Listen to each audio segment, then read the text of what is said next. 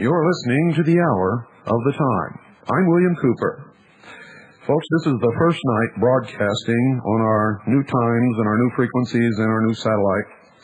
And just as usual, when things are new, things don't go like they should be. So I hope you'll excuse the late entry into this hour. The problem is not with WHRI or with The Hour of the Time, but with coordination of cues and things like that. So we'll get used to that as time goes on, folks. But let me tell you what our new schedule is and what our new broadcasting frequencies and satellites are, so that you'll know where we can be heard and you can switch back and forth and find the best frequency for you. At 8 p.m. Eastern Time, which is 7 Central, 6 Mountain, and 5 Pacific, we will be broadcasting on 7.315 megahertz, WHRI, Indiana. That's 7.315 megahertz. You can hear us on this frequency at 8 Eastern and midnight Eastern. 8 Eastern and midnight Eastern Standard Time. You can also hear us at this time on Galaxy 4, Channel 15, 7.55 megahertz. That's Galaxy 4, Channel 15, 7.55 megahertz. You'll hear us on that satellite also again at 11 p.m. And at 11 p.m. we will also be on 7.64 megahertz as well as 7.55 megahertz on Galaxy 4, Channel 15. At 11 p.m. tonight, you can also hear us on Galaxy 3, Channel 17, 5.80 megahertz. That's Galaxy 3, Channel 17, 5.80 megahertz, as well as shortwave Worldwide Christian Radio WWCR, Nashville, Tennessee, at 5.065 megahertz. That's at 11 p.m. Central Standard Time. That's midnight Eastern. And we will also be heard at midnight Eastern at 7.315 megahertz and 9.930 megahertz, the WHRI transmitter in Hawaii.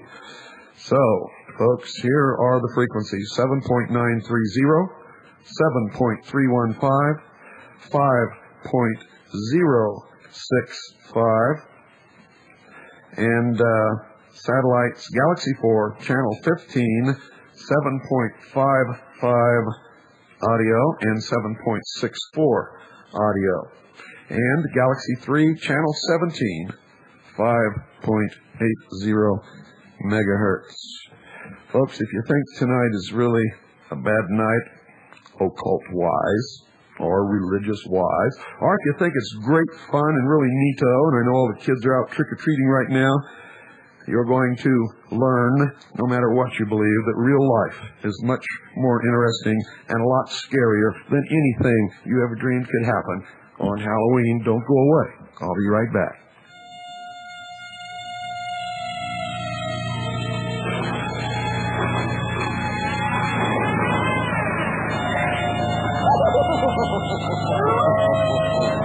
Welcome, would you like to dance again?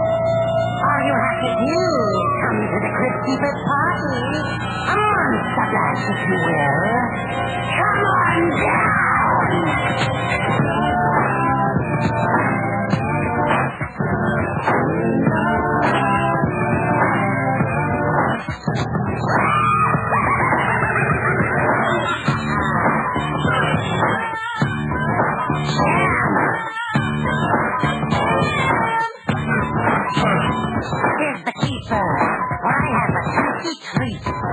we walk to a feast. Only the best of fiends can come.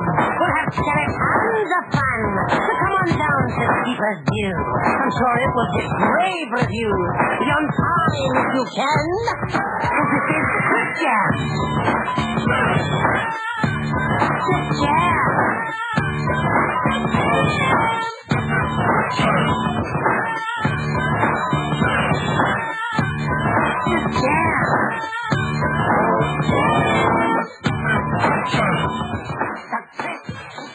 From the Arkansas Democrat Gazette, October 22nd, 1994. United States concealed human tests of radiation. Panelists uncover Cold War projects. Washington, D.C., the Associated Press. Intentional radiation releases and human experimentation appear to have been frequent and widespread in the government's Cold War nuclear programs, a presidential panel said Friday. In an interim report, the Advisory Committee on Human Radiation Experiments said it had documented at least 400 cases of human medical experiments involving radiation and had fragmentary indications of 1,000 more. And that is not even taking into consideration the intentional release of radiation drifting in the air over populated centers to test the effects from not only nuclear reactor sites, but nuclear weapons assembly sites and several other very suspicious incidents, including a possible nuclear detonation at Port Chicago. It also said it found that hundreds of intentional releases of radiation, many more than previously suspected, had occurred as part of the country's nuclear programs between the 1940s and 1975. It was not clear from the data provided how many of those releases involved exposure of the general public or what levels of exposure were involved. But Dr. Ruth Faden, the committee's chairman, said detailed information about many of the cases may never be known because of scant or missing documents. She also complained of significant roadblocks still being erected by government officials who are refusing to declassify information about many of the radiation releases involving nuclear weapons programs. In a lot of cases, we may never have the kind of detailed information for drawing moral evaluations, said Faden, a professor of bioethics at Johns Hopkins University. The advisory committee, charged by President Clinton last December to examine the extent of human radiation testing during the Cold War, will issue its final findings in 6 months, including recommendations on whether the government should compensate victims of improper or unethical actions. Clearly, a case of the man who perpetrated the Waco massacre, calling those who perpetrated the radiation tests the black kettle. Vader said that of the 400 biomedical experiments involving human subjects documented so far, it is clear some may have had therapeutic goals, while others were aimed simply at learning more about radiation's effects on the body, something that was largely a mystery early in the nuclear age. In many cases, it remains unclear whether the subjects had given proper consent in many of the experiments, she said. But Faden said it is clear from documents uncovered so far that even in the 1940s and early 50s, there was active debate at the highest reaches of government about whether humans should be used to learn more about radiation. There were clear policies in place to safeguard subjects, but in some instances, these policies were not followed, Faden said in a news conference. She and Daniel Gutman, the panel's executive director, said while there are gaps in the information about medical experiments, even less information has been made available about the intentional releases of radiation, largely stemming from the government's nuclear weapons programs. A General Accounting Office report last year cited only 13 such releases, but the advisory panel has learned of at least several hundred such cases, and there likely are even more, Gutman said. He said the Defense Department continues to argue that details about the releases should remain classified for national security. Those of you who read my book 4 years ago got the jump on this story and a lot of others. Arkansas Democrat Gazette, October 17th, 1994. Students breathe radioactive gas at plant. Students breathe radioactive gas at plant. Wiscasset, Maine, a nuclear power plant, has discontinued tours after members of a college chemistry club were exposed to radioactive gas. A spokesman for the Maine Yankee plant said there was no health threat. How would you like to be exposed? A radiology expert said the exposure could put the students at greater risk of developing several forms of cancer. The 10 students from the University of Southern Maine Chemistry Club were exposed to radioactivity Tuesday when they passed through an area in which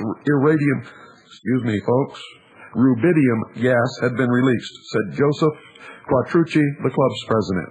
Maine Yankee spokesman Marshall Murphy said no one received a measurable dose of radiation. The gas dissipated quickly and posed no health threat, she said. However, Ernest Sternglass, professor of radiology at the University of Pittsburgh, said the danger lies in the likelihood that the students inhaled a radioactive substance, and I second that emotion.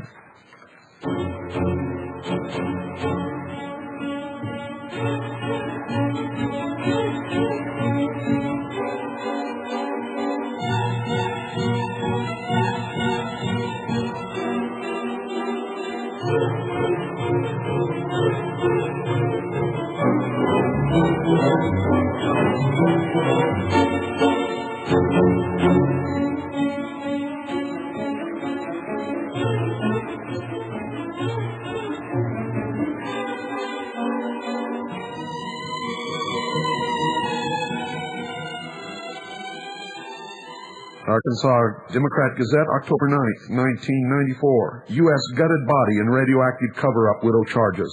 The Associated Press, Cincinnati.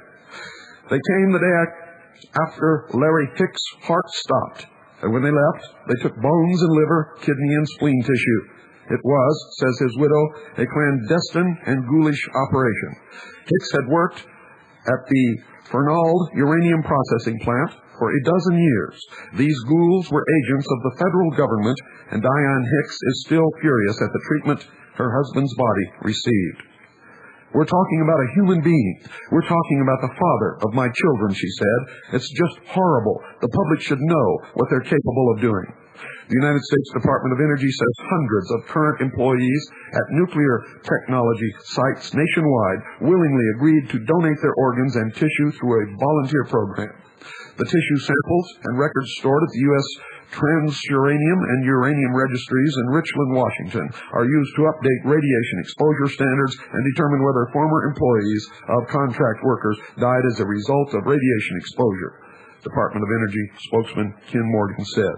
But Diane Hicks and others say that the Energy Department arranged with coroners to quickly take away internal body organs of dead workers in order to destroy evidence. To destroy evidence and protect the government against lawsuits alleging the victims were killed by workplace exposure to radioactive substances. Morgan said the Department of Energy didn't do anything here other than ask for some tissue samples and the data. Louise Rossell, a lawyer for Diane Hicks, says there is no indication that Hicks or his family ever signed any consent form authorizing donation of the organs or of any body tissues. Hicks, 33, worked at the Fernald plant near Cincinnati as an inspector. On May 8, 1985, an equipment failure dumped enriched uranium on him, Diane Hicks said. 12 days later, she said, her husband awoke feeling weak and ill. He sought treatment but died of heart failure. That day, the doctor who treated him told the coroner that the death was consistent with heavy metal poisoning. Diane Hicks said the tissues were taken from her husband's body without her knowledge or consent. She sued, but in 1986, a federal judge ruled that under Ohio law, the Hamilton County coroner had properly taken control of Larry Hicks' body and had legally ordered an autopsy. The United States District Judge S. Arthur Spiegel also ruled then that National Lead of Ohio Incorporated, the Department of Energy's contract operator at Fernald, and the Hanford Environmental Health Foundation, the Department of Energy contractor that operated the Transuranium Registry at the time, were protected by the same state law in offering assistance to the coroner. And if you buy that, I've got a bridge to tell you folks. Mutilation attacks leave 8 cows dead. Arkansas Democrat Gazette, October 8, 1994. Conway, Faulkner County authorities are investigating the mutilation deaths of 8 cows, said Jim Woolley, Chief Deputy Sheriff. In some cases, organs were removed from the cows, Woolley said. Woolley said one cow, owned by Jim Bollier, was discovered in the Mill Creek Bridge area near Guy, and the other 7 were found near Valonia. Larry Nicholson found the 7 cows in Valonia over a period of several weeks, Woolley said. More mysterious cattle mutilations. The California governor backs ID card to prove citizenship. I warned you people, and you won't listen. Everybody in California had better listen to this. Thursday, October 27th, 1994. Since you won't listen to me, maybe you'll listen to the Arkansas Democrat Gazette. By Susan Yoakum, San Francisco Chronicle. Californians will have to carry an identification card to prove they are legal residents if Proposition 187 wins voter approval November 8th. Governor Pete Wilson told the San Francisco Chronicle. In an interview, Wilson said proof of citizenship would have to be displayed in order to enroll children in school or to receive non-emergency health care. Wilson, who is seeking re-election and is made to support of Proposition 187, one of the centerpieces of his campaign, said the documentation that parents would have to show to enroll their children in school or that anyone might be asked to provide to receive non-emergency health care would be similar to that required for employment under an 8-year-old federal law.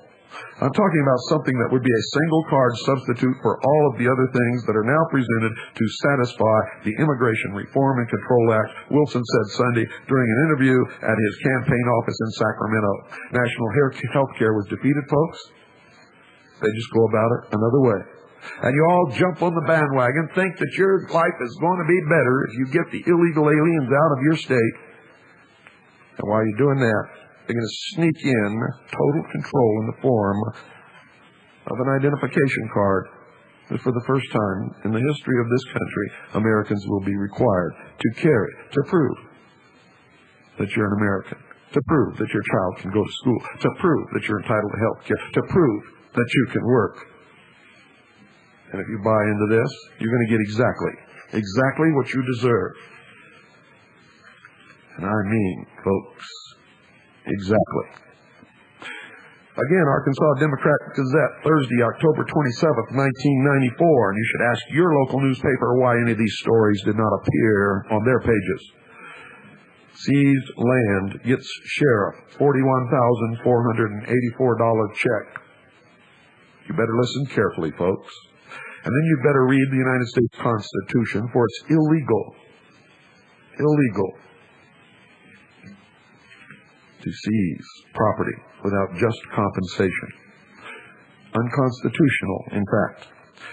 Democrat Gazette, Fort Smith Bureau, Fort Smith, Arkansas. U.S. Attorney P.K. Holmes III gave Sebastian County Sheriff Gary Grimes a $41,484 check Wednesday from the sale Friday of 27.71 acres seized from a drug supplier in January. Grimes said he would use the money to buy more equipment, like cameras or vehicles, to use in drug surveillance and other operations.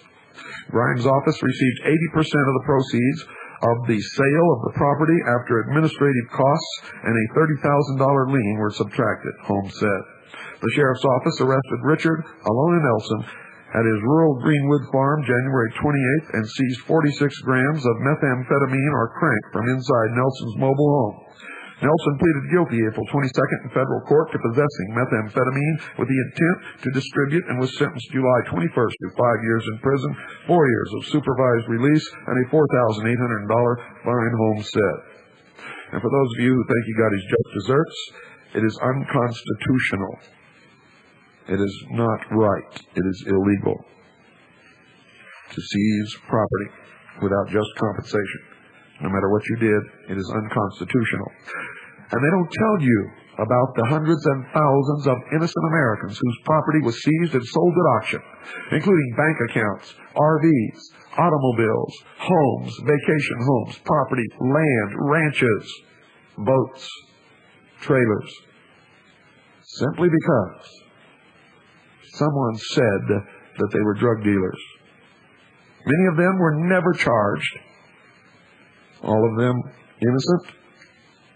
And they can never get their property back, and it can happen to you tomorrow. Why? Because you're sheeple. Haven't I told you that before?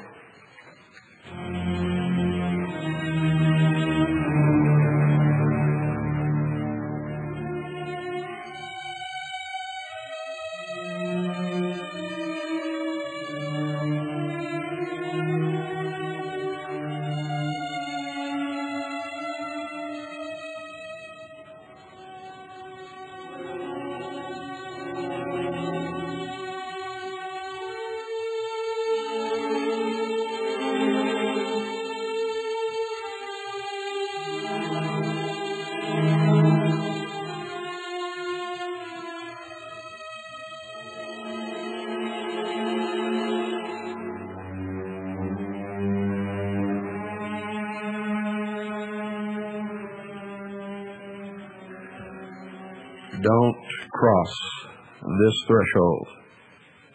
By Richard John Newhouse, Wall Street Journal, Thursday, October 27th, 1994.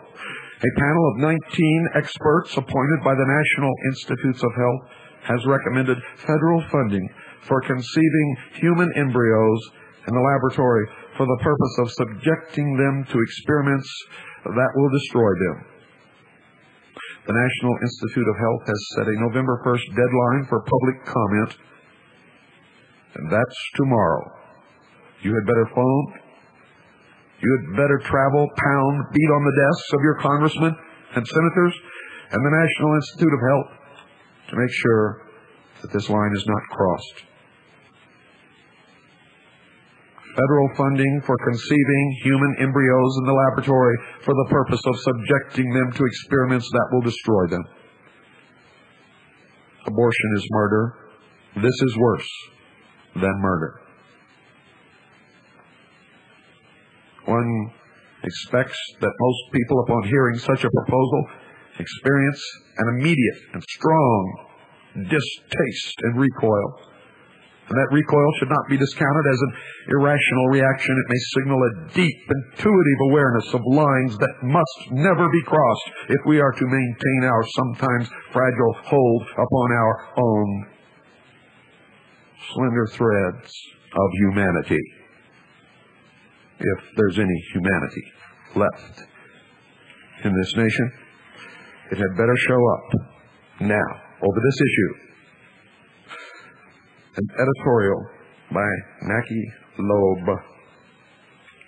And this is from the Union Leader. In fact, she is the publisher and majority owner of the Union Leader, which means somebody out there, at least in the press, is listening and concerned. Want to be scared?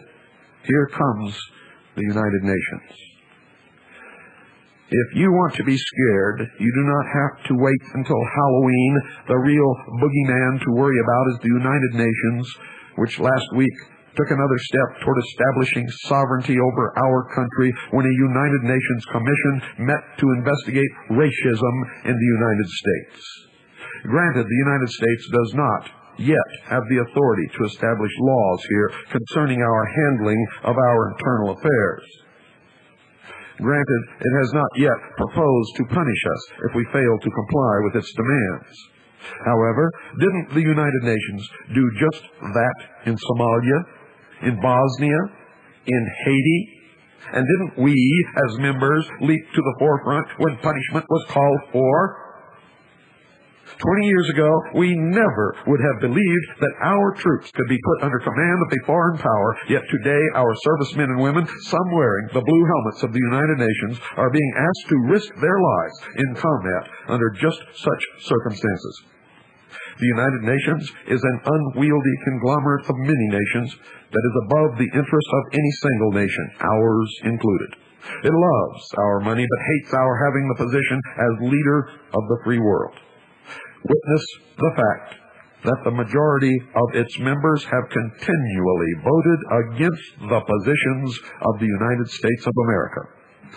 Jealousy makes for bitter enemies, and we suspect that most United Nations members would relish the thought that we might get our comeuppance, be it by Racism Committee or World Trade Police, made up of our own soldiers.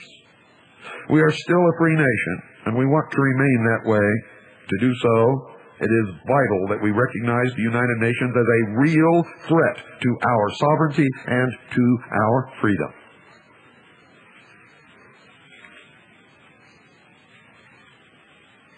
The special computer, ladies and gentlemen, and digital effects for the motion picture Stargate were produced by Kleiser Walzak Company, which also produced special effects for Douglas Trumbull's Luxor Hotel, which was featured in a documentary produced by the Intelligence Service not long ago. As a companion to our 41 radio hour tape series entitled Mystery Babylon. The Hughes Hangar building in Long Beach, California was converted into the world's largest soundstage for filming Stargate. This building is located in Long Beach Harbor and was formerly the property of Hughes Defense Industries. The interior dimensions of the building are 480 feet diameter, 138 feet to the center skylight. The building was previously used as a hangar for Howard Hughes' Spruce Goose. The building will continue to be used as a soundstage and has been contracted for the filming of Batman 3 and Spider-Man. The primary location for outside filming for Stargate was Yuma, Arizona. As an aside, the Hughes Defense Industries designed and constructed the two special-purpose ships known as Glomar Explorer and Glomar Challenger. These were used in various covert United States government programs, including the deep-water salvage of a Russian nuclear submarine.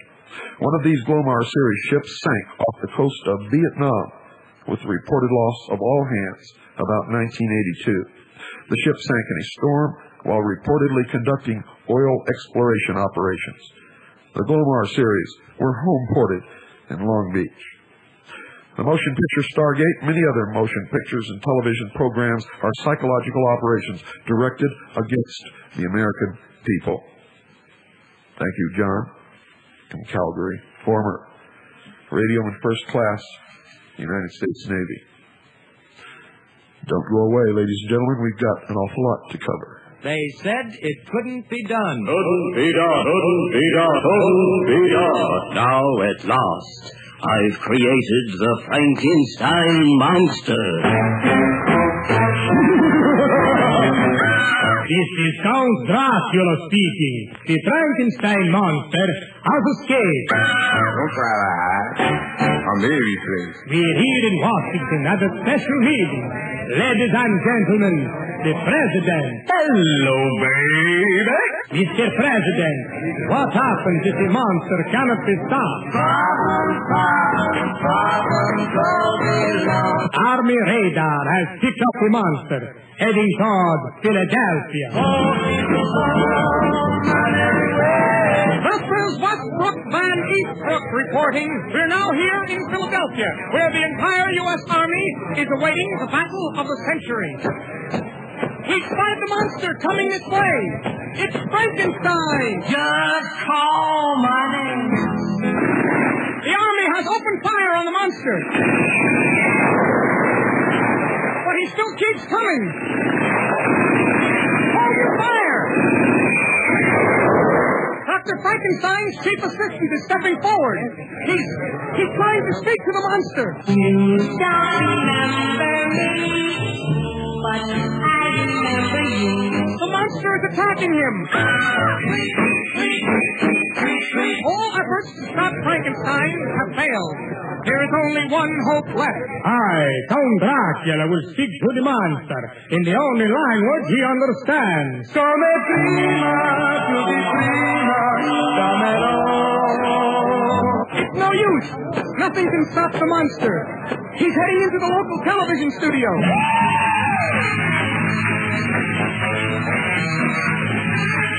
Frankenstein is dancing on bandstand. It looks like all the monster wanted to do was dance with the teenagers. Oh, baby, that's the one I like. Of course, the story you've just heard, well...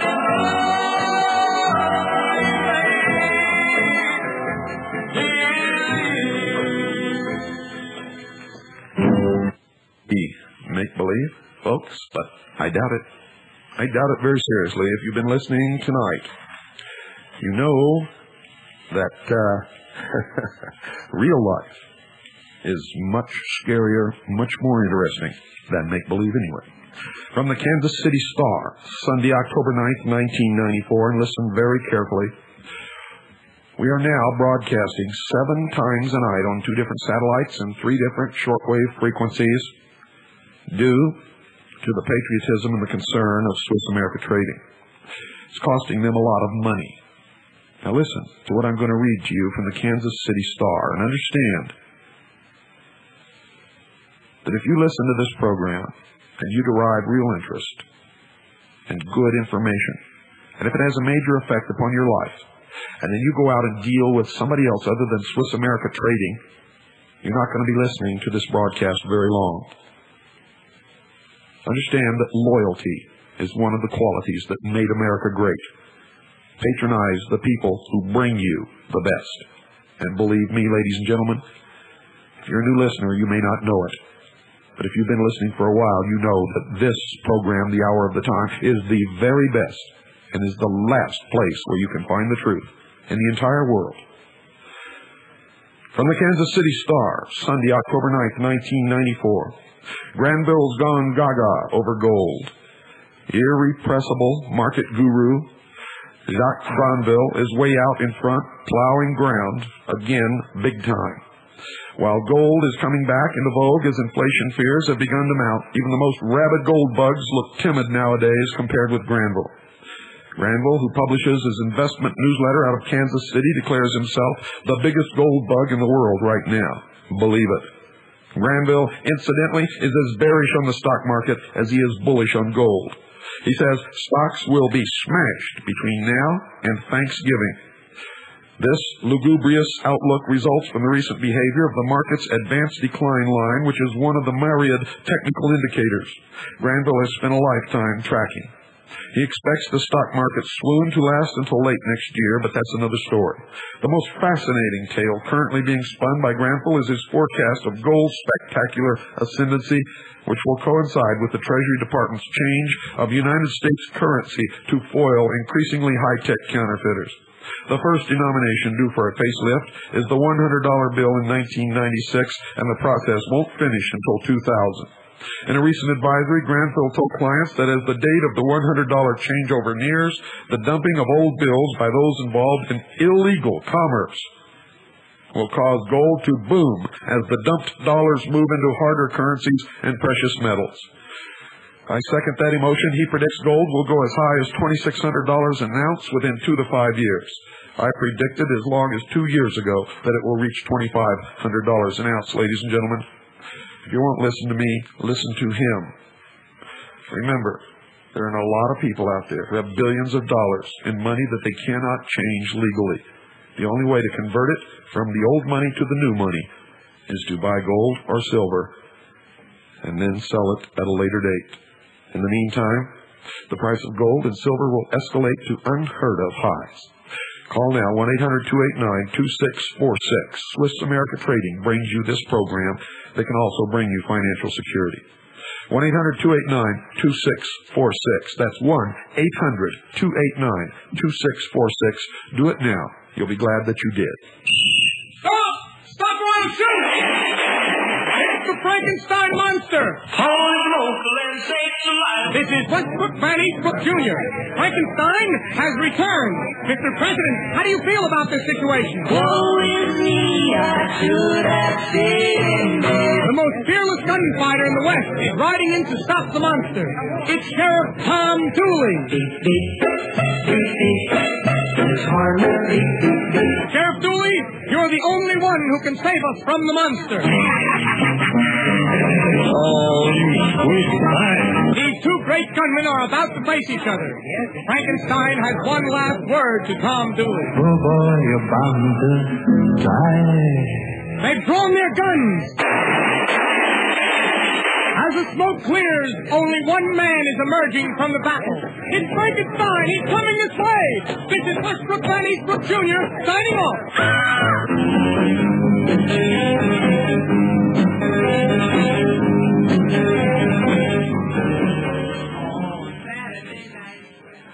Front page, ladies and gentlemen, of the Detroit Free Press, Thursday, October 27th. Cops launch mock raids and provoke real concerns, by Nancy Costello, Free Press staff writer. Some Cass Corridor residents were jarred out of bed by gunfire and explosions in an abandoned building behind their apartments last month. Most frightened tenants stayed inside, but some poked their heads out their windows to see what all the commotion was. Others went outside to investigate what was happening. And they were told not to worry. Police assured frightened tenants the web of men scaling the walls of the 4-story apartment house were merely police officers practicing anti-terrorist maneuvers. And where have you heard the warnings about that before? Folks, right here on this broadcast, the hour of the time, and in my book, Behold a Pale Horse. 4 years ago, I told you that these things would happen. I told you that patriots in the New World Order would be labeled terrorists, and that patriotism would be considered to be a mental illness. A mental illness.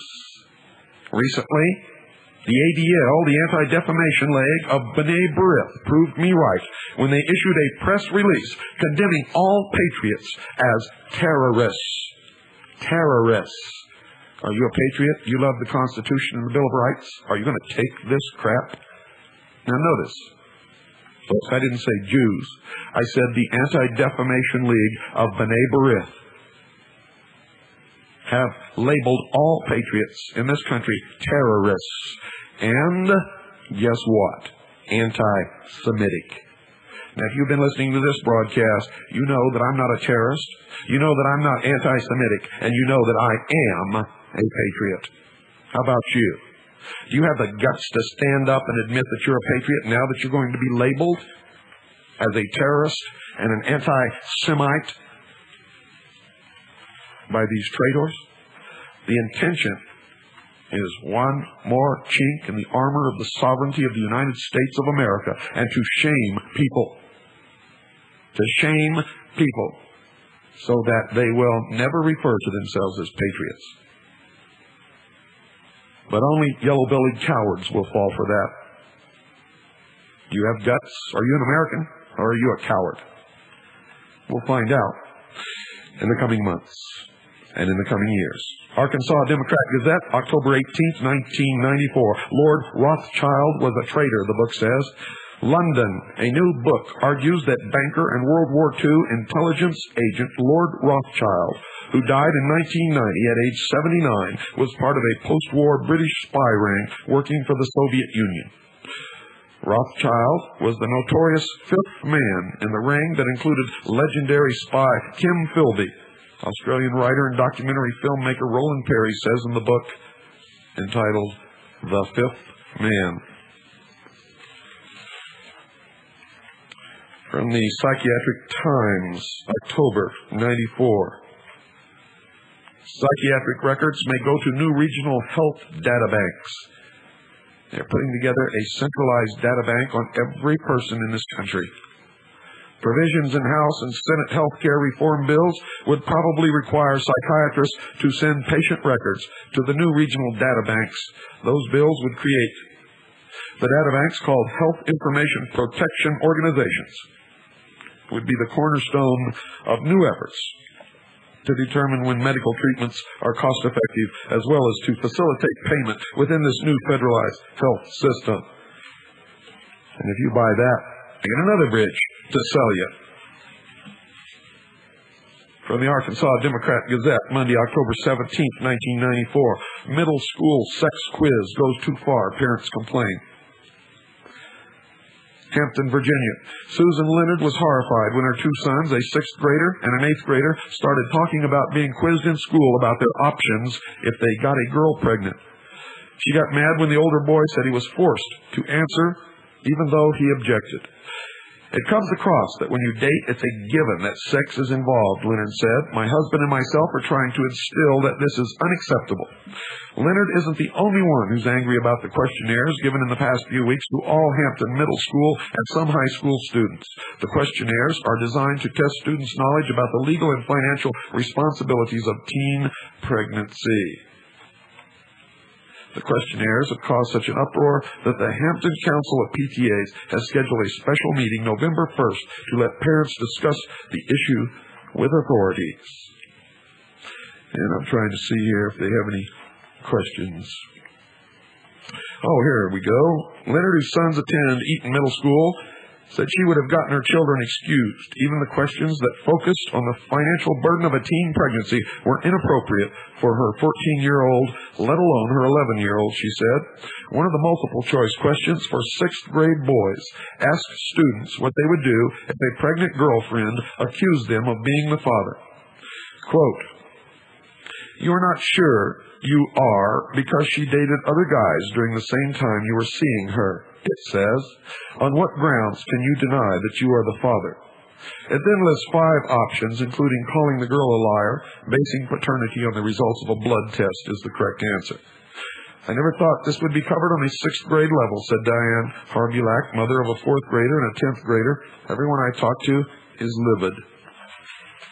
Well, folks, you're going to have to make up your own minds. And this is sad. I was in Waco, Texas, and covered what happened there with my wife and my daughter, Pooh. Also there was Linda Thompson and a handful of other people who really understood what was happening and cared. Most of the nation bought the propaganda and the lies handed out to them on a silver platter by the government. And I heard Christians say, in the nation that our forefathers created in order to escape religious persecution in the old world, I heard Christians say this, quote, "They were just a bunch of religious fanatics and they got what they deserved," end quote. Now listen to this. News release, Waco, Texas. Burial of the Branch Davidian bodies, the ones that were not claimed. Today, with the beginning of daylight and the downpouring of rain, 27 graves were dug in the Restland Cemetery, the Paupers' Graveyard in Waco. In attendance were all the local Branch Davidians, some Branch Davidian supporters, and about a dozen from the press. The justices of the peace who were in charge of the autopsies announced on television that the bodies would be buried with dignity. Not so. The sheriff's department had cordoned off the dig site with yellow crime scene tape to keep onlookers some 100 feet away. And this was the first assault upon the dignity of the dead. They cordoned off the dig site with yellow crime scene tape. When is enough? When the backhoe completed the hole, which was only about 5 feet deep, the black van backed up to the grave, and in seconds the box would be in the ground, with the backfilled dirt being immediately dumped in. When each site was completed, a metal placard was stuck in the ground. There was no announcement, no ceremony. No information was given as to which body was being buried. In fact, we didn't know who was buried until the digging was complete and the cleanup was finished, which was about 2 p.m. when they allowed us to view the markers. Earlier, we made a vain attempt to learn when the Jones bodies were to be buried, as the 2 children of David Jones were to witness his burial. Finally, the deputy sheriff said that David was already in the ground. There was no dignity, no respect, no concern. Of the 27 graves, 5 were marked unknown, 2 were marked unknown Martinez, and 1 was marked unknown Martin. 1 grave had 2 bodies marked Cyrus and Star Howell. The justices had repeatedly stated that they had 3 bodies they could not identify. So now we have 8 unknowns.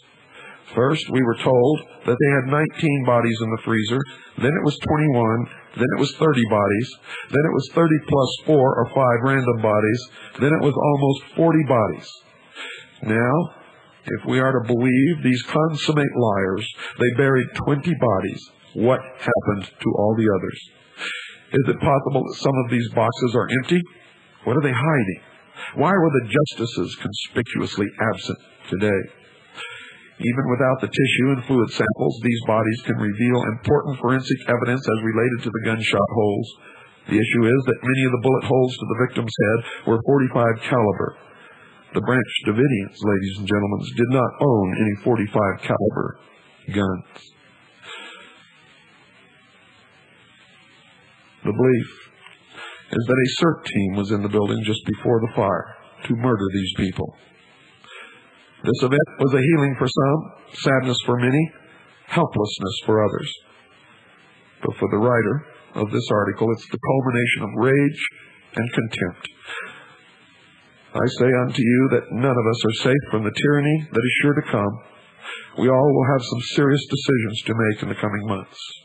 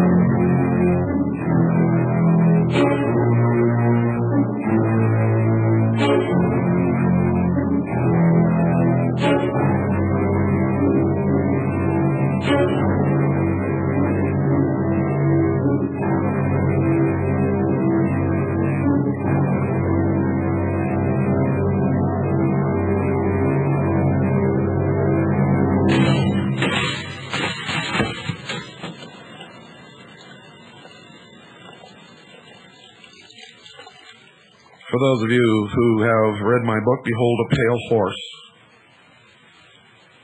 you know what FEMA means, the Federal Emergency Management Agency.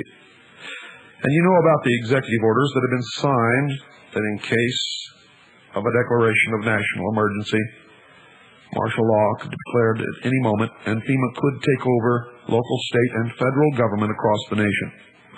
It has been the policy of the United States government to make sure that a national emergency has been declared at all times for the past, ladies and gentlemen, listen to this,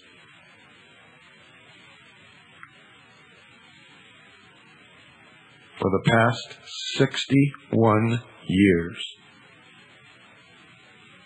For the past 61 years. The latest, and these are laws, you know. We're supposed to have a system of checks and balances, a balance between the legislative, executive, and judicial branches of government. But through the initial declaration of emergency upon the bankruptcy of the United States government way back in 1938, the judicial branch was placed under the executive branch and no longer functions as a check or a balance, as federal judges receive their paychecks from the executive branch and not from the judicial branch of government. And that is when you began to see for the first time flags with yellow fringe in our courtrooms, denoting an equity court sitting under admiralty jurisdiction. This was consummated with President Truman, signed, and then the United States Senate ratified the United Nations Treaty, followed closely by the United Nations Participation Act, which was pushed through Congress, signed by President Truman, and became the law of the land. And I have documented on this program the hour of the time, and you've heard it nowhere else, that by interpretation of Article 6 of the United States Constitution, this treaty takes precedence over the Constitution. And ever since, we have been slowly propelling ourselves through being manipulated by those who really know, manipulating the sheeple who know nothing, into a one-world, totalitarian, socialist government. And now, the president writes law. If he cannot get what he wants through Congress, he writes executive orders, which then become law. and that is unconstitutional. All of these things are legal under the United Nations Charter, but not under the Constitution. So there are no longer any checks and balances in this country, and the Congress,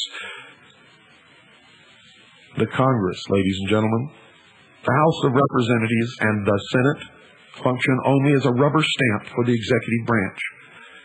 And whatever the executive branch determines it wants done is enforced by their arm known as the Justice Department. And now President William Clinton, a proven Marxist, a draft dodger, a socialist Marxist par excellence, has written Executive Order number 12923. 12923 of June the 30th, 1994. And let me read to you the first paragraph of this executive order. Maybe, just maybe, it might help some of you reach a conclusion that many of us reached many years ago. And by the way, folks, before I read this, let me tell you, if you would like to read my book, over 500 pages of the most suppressed, most well-documented, hidden information ever published in this country, entitled Behold a Pale Horse. If you're a member, send $20. If you're a non-member, and you know if you are or not, send $25. It's post-paid. To the Intelligence Service, make checks or money orders out to Annie, A-N-N-I-E. That's A-N-N-I-E. Send it to the Intelligence Service, Post Office Box 1420. That's P.O. Box 1420. Sholo, spelled exactly as it sounds, Show and Low, Arizona, 85901. That's $20 if you're a member, $25 if you're not a member. Big checks or money orders out to Annie, A-N-N-I-E. Send them to the Intelligence Service, Post Office Box 1420, Sholo, Arizona, 85901. The name of the book is Behold a Pale Horse. I'm William Coop. And now, Executive Order 12923 of June 1994. And I quote, by the authority vested in me as President by the Constitution and the laws of the United States of America, including but not limited to Section 203 of the International Emergency Economic Powers Act, 50 United States Code 1702, I, William J. Clinton, President of the United States of America, find that the unrestricted access of foreign parties to United States goods, technology, and technical data, and the existence of certain boycott practices of foreign nations in light of the expiration of the Export Administration Act of 1979, as amended, 50 United States Code, App 2401 et sequitur, constitute an unusual and extraordinary threat to the national security, foreign policy, and economy of the United States, and hereby declare a national emergency with respect to that threat. If that is true, ladies and gentlemen, why is the United States government propelling us into treaties such as NAFTA and GATT? Answer that, and I'll give you both bridges and throw in a third. Good night, ladies and gentlemen. God bless you all.